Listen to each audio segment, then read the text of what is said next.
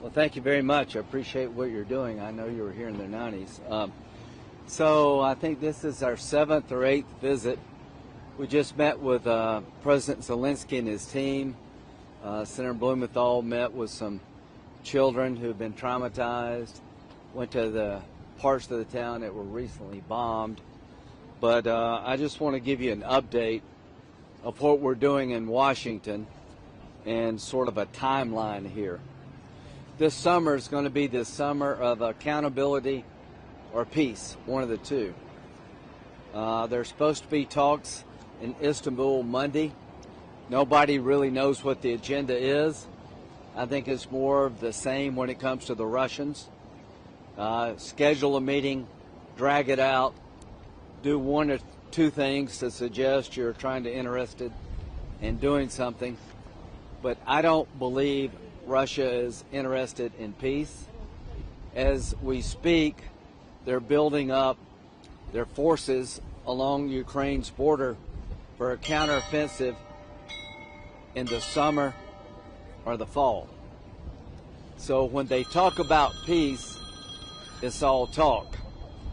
Look at what they're doing on the ground, and you'll see that Putin's trying to delay, drag it out, prepare for another military assault to gain land by force of arms. That's what I believe is going on. President Trump yearns for peace. He made it one of his priorities to end this barbaric war. You have to have partners to achieve peace.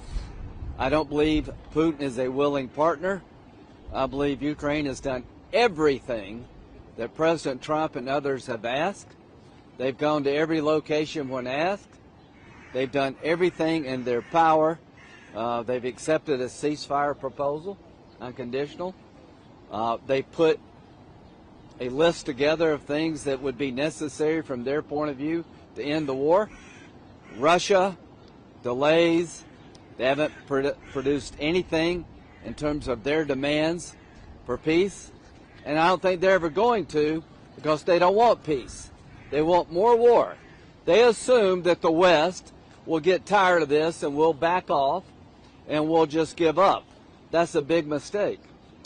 So let me tell you the state of play in Washington.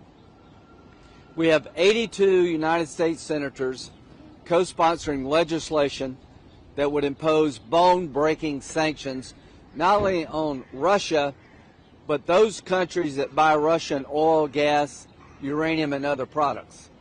70% of all Russian oil is bought by China and India. So the way forward, I'm going to Paris and I'm going to Germany after this trip. I'm going to urge our European allies to lower the price cap, to make it harder on Putin's fossil fuel economy, increase OPEC production, and lower the price cap. If Europe will do that, it will matter. It will hurt Russia's war machine. While Europe goes down that road, also level sanctions on China, the Senate will act. We're going back to brief our colleagues. I'll be talking to the majority leader, and he'll be talking to the minority leader, Senator Schumer. We'll have a briefing by Ukrainians next week in the Senate, and we're going to hit head on this idea. Ukraine is not losing this war. That's Russia propaganda. If you look at the map a year ago and look at it today, it's virtually the same. So to those who say that Russia is winning this war, that is Russian propaganda.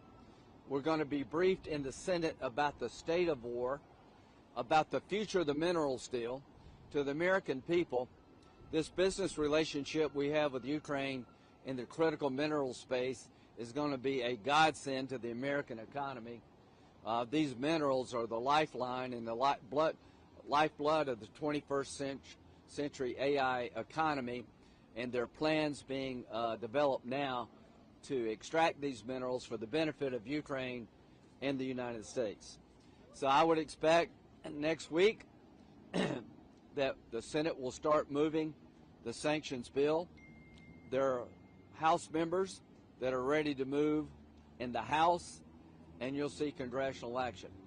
President Trump said that this next 2-week period will be outcome determinative. I see nothing about the meeting in Monday in Istanbul to give me any hope at all that Russia is interested in peace. So when this 2-week period is over, I think it'll be pretty clear to everybody Russia is playing a game at the expense of the world, not just the United States. We're going to change that game for Russia. The game that Putin's been playing is about to change. He's going to be hit and hit hard by the United States when it comes to sanctions. China, the game you're playing with Russia is about to change.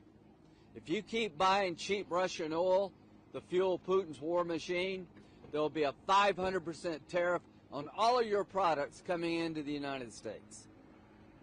So the game is about to change. Enough of talking. It's now time to act. To China, choose wisely. You want to be seen as different? Act different. You want to be part of the international community in a positive way? Help bring this war to an end. You, above all others, could get Putin at the table if you chose to.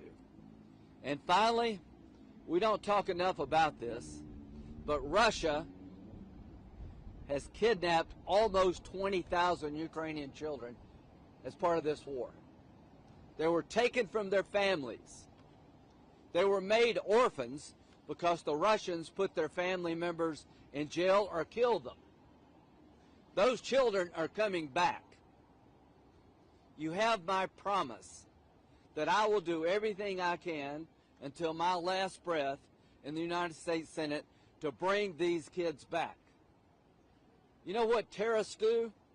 They kidnap children. So Russia's acting like a terrorist state in so many ways. If there's not a breakthrough in returning these children back to their families in Ukraine, it's long past time to say to the world that's an act of terrorism by the state of Russia, and you should wear that label in shame. I have not forgotten about the children. Senator Blumenthal. Thanks.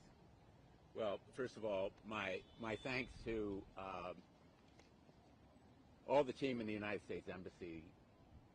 We've been here 7 or more times over the last 3 years, and except for one of those trips when the embassy was closed, we have been in huge admiration of the courage and conviction of our foreign service, our troops, our diplomats who are here on the ground.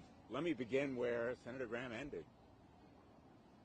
I met this morning with some of those children who have been abducted and kidnapped and brought back. And my heart was in my throat. The trauma and tragedy of those children whose lives will be changed forever. That terrorism is on Vladimir Putin's hands. And if anybody deserves to be called a terrorist today, it is Vladimir Putin. And Russia deserves to be called a terrorist state unless those children are brought home. 20,000 of them still in Russian hands, going through re-education. That is a word that denotes terrorism at its worst, imposed on children. I also visited a place in Kyiv, Svivatoshno, a neighborhood that is decimated now. It's a shell of what it was, but 12 or more people died there and more than 80 injured by missiles and drones that were targeted at that site. They weren't there by accident. Vladimir Putin is killing, injuring, and maiming innocent civilians. Only terrorists do that kind of atrocity, and he has rightly been called a war criminal. So the question is, what do we do about it? It is crunch time for Vladimir Putin. He has to show up and put up, or the entire fury of the world should be directed against him. Clearly, he has the opportunity to make peace or continue this war. If Vladimir Putin stops his brazen, brutal attack, the war ends. If Ukraine stops, Ukraine ends. The burden is on Vladimir Putin. And right now, let's be very blunt, he's playing the United States for a stooge. Americans don't like to be made fools of. But that's what he's doing. Clearly, obviously, prolonging and playing for time, stonewalling and stalling and stringing out the President of the United States. Americans won't stand for it.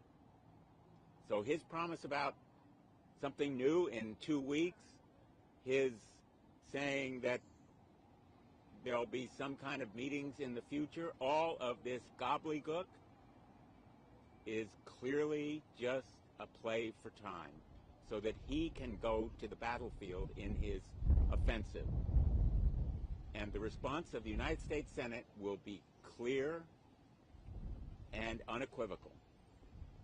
500% tariffs on anybody who buys his oil or gas or petrochemicals. 500% tariff on India, on China, which buys 70% of those Russian products, and anybody else who buys them.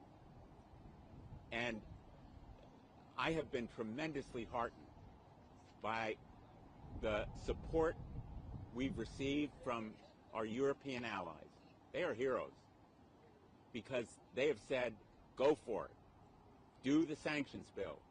Even though they continue to import some fraction of their total, maybe 10, 14%. And as Senator Graham said, we'll be discussing with those allies. We're headed to Paris from here to talk to the top leadership there. But it has to be a unified approach. And I will just say this finally. For anybody who says, will that sanctions bill pass? There are very few legislative measures in the United States Congress. You can count them on one hand. And that's with a couple of fingers missing. That get 82 co-sponsors evenly divided on both sides of the aisle. For anybody who says or questions whether the United States is behind Ukraine, think of 82 senators who disagree on a lot of other things, maybe some of them almost on everything else, coming together and standing behind Ukraine. So to the people of Ukraine, let me just say, we are behind you. We're going to stand with you because your cause is our cause. Your fight is our fight. It matters to our national security to stop Russia's bloody, brutal assault, because Putin will keep rolling if he's not stopped in Ukraine. He will keep going against Poland, Sweden, Finland, and so any kind of plan that resolves this conflict has to guarantee Ukraine's security. Let me repeat. Security for Ukraine against any other similar Russian attack has to be part of a final resolution here, whether it's through NATO or some other way. Ukraine's security has to be a fundamental element, and possibly not through what we say, but what the United States does in imposing those bone-crushing sanctions, isolating Russia's economy, putting him on a trade island, will deter him from launching that spring offensive or summer offensive and coming to the table in a serious way. But Vladimir Putin has to know that the end of stonewalling and stalling is now. It is crunch time. And if he turns his back on serious proposals, blood will be on his hands. The blood of innocent children and women and soldiers who are killed as a result of his refusal to face the truth, to talk seriously, and more than talk, to act seriously. Because the time for his gobbledygook and his delusion, and I think it may be self-delusion, is over now. The people of the United States are with Ukraine. Slava Ukraine. Thank you, Senators. We'll go ahead and take questions. The first question is from Elena. Elena from We, Ukraine.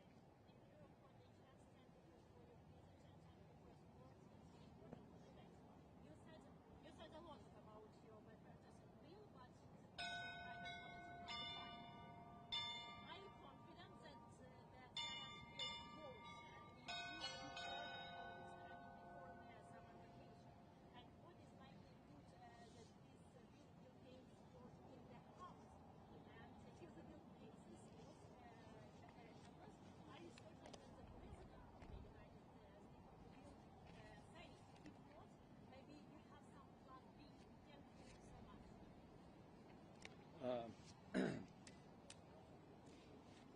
As to the fate of the bill, we will go back, brief our colleagues about our visit. I think Monday will be another example of a Russian charade. A meaningless meeting. You know, President Trump said that Ukraine doesn't have good cards. Well, Russia's much bigger and has a lot more people. I get that. But the world has a lot of cards against Russia. And one of those cards that we have is about to be played in the United States Senate.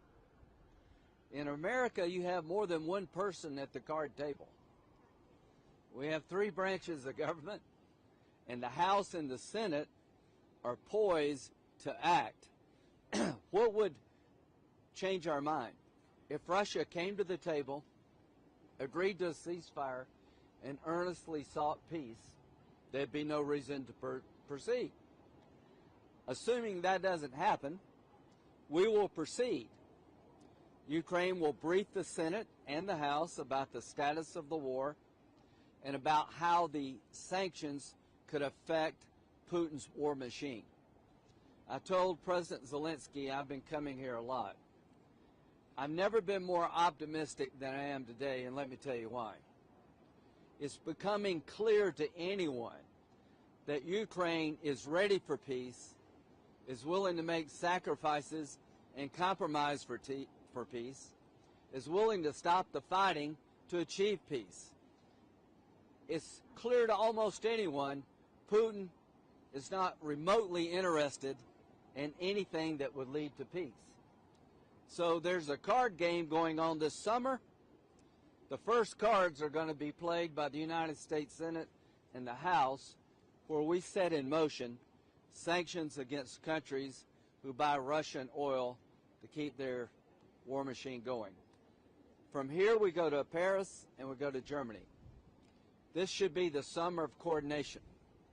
I am urging that our European allies increase oil production and lower the price cap, which will have a detrimental effect on Putin's war economy. I'm also urging Europe to get tougher with China. You know, I just want to emphasize a point that Senator Graham made. I am never optimistic in dealing with Vladimir Putin. I am hopeful, and at the end of the day, I'm really confident about Ukraine. Because when you think about how far Ukraine has come, first time we visited here, we went to Bucha, where the Russian tanks were stopped only weeks before. The Russian tanks were stopped after The United States military said they won't last for 3 weeks. The Ukrainians are going to go, and we're offering Volodymyr Zelensky a helicopter ride out. And President Zelensky said, "Don't send me a ride, send me ammunition." That has been the spirit of the Ukrainian people. That's why I am confident. But we also have to give them military aid. We have to give them more radar. We have to give them more Patriots. We have to give them more artillery. We have to give them more planes, because they need that kind of military support, not just rhetoric. And I will say this in direct response to your question: we're not waiting to find out what Vladimir Putin is going to do. We're moving ahead in the Congress. And I am very, very hopeful that our moving ahead will send a message to Putin that he has to put up and show up. But I don't know whether he will take that message, because here's the other thing I think about Putin. I think he underestimates the United States of America. I think he thinks we're weak and indecisive and that we'll never get our act together. He doesn't understand what 82 senators coming together from both sides of the aisle mean in terms of practical import. And these sanctions will cripple his economy. They will be bone-crushing to a nation that is basically, as one of our colleagues once said, a gas station with nuclear arms. He has one resource, and we are going to throttle that resource as a means of revenue raising. Thank you, Senator. The next question is Anastasia. Anastasia from Reuters. Hi, thank you. My question is, have you had any recent conversations with President Trump regarding the sanctions? And do you have an understanding of what would be considered harmonious? I talked to President Trump before I left. My goal from day one is to create bipartisan support for tools that would help President Trump get Putin to the peace table. These sanctions would do that. As you can tell from his public statements, President Trump's very frustrated with Putin. He talks in vague terms about peace, and he kills children during the night. I think as the Senate begins to move, you'll hear more from President Trump. I think he's reached a point now where he is looking for concrete action by Russia, and unfortunately nothing has happened. He talked to Putin a week or two ago. They were supposed to present a memorandum of what it would take for a ceasefire. Nothing's happened. I think President Trump feels like he is being, they're delaying. I know him pretty well. He wants peace. He wants to end this bloodbath. But as Senator Blumenthal said, I think Russia is making a huge miscalculation here. Let me tell you where America's at. We see Putin as the bad guy, the killer of children, and Ukraine trying to maintain its freedom against an aggressor. That's the widespread belief. And if it were not so, you wouldn't have 82 co-sponsors.